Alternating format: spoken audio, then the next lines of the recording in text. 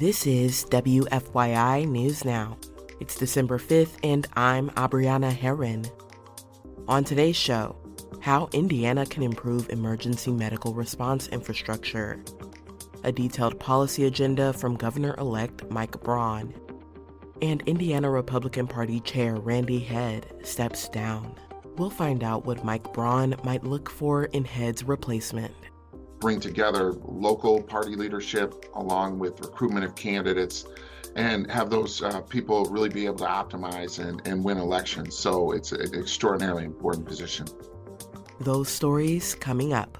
But first, Tuesday was the second day of the 5-day criminal trial for police officers charged in the death of Indianapolis resident Herman Whitfield III.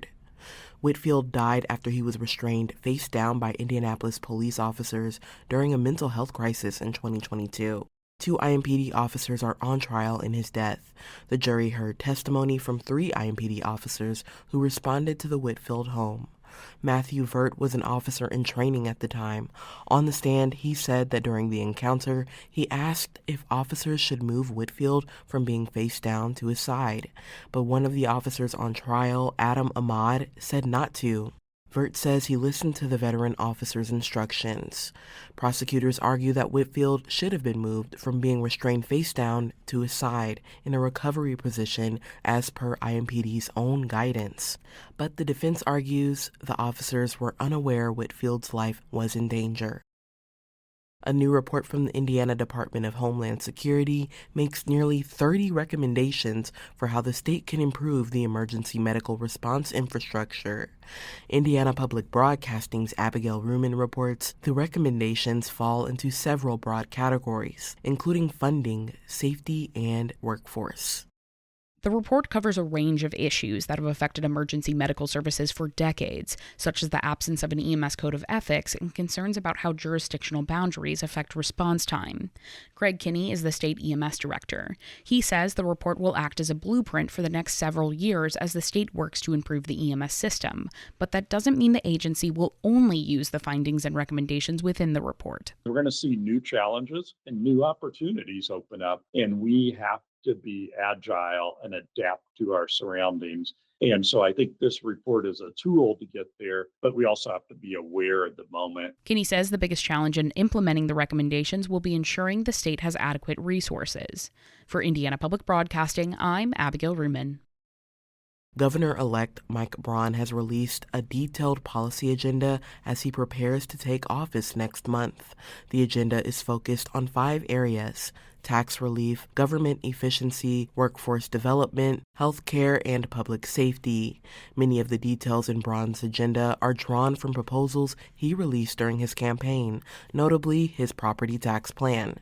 He wants to revert property tax bills to 2021 levels and cap future increases at 2 to 3%. In healthcare, Braun wants to expand primary care options for Medicaid members, provide small businesses with more tax support for their employees' health insurance, and implement an independent audit of state health insurance programs.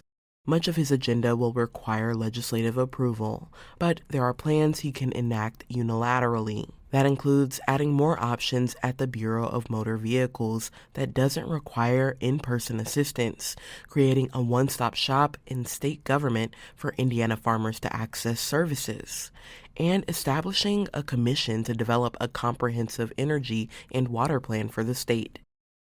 And for our final story today, Indiana Republican Party Chair Randy Head stepped down from that position this week, returning full-time to his lobbyist position ahead of the legislative session. Indiana Public Broadcasting's Brandon Smith reports on what role a state party chair plays and what Governor-elect Mike Braun might look for in Head's replacement. Political scientist Michael Wolff says political party chairs provide leadership and coordination across their state organizations. Bring together local party leadership along with recruitment of candidates and have those people really be able to optimize and win elections. So it's an extraordinarily important position.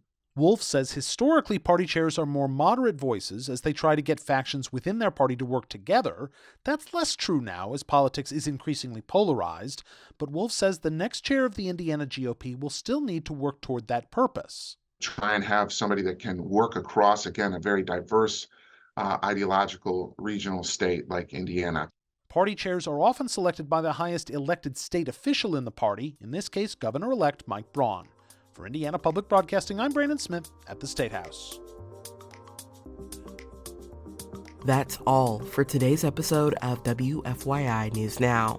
Our podcast is produced by Drew Daudelin, with support from the news team at WFYI and public media journalists across the state. Our news director is Sarah Neal-Estes.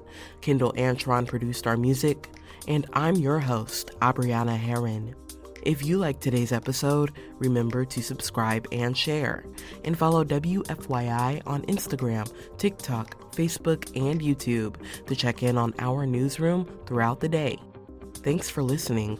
We'll be back tomorrow.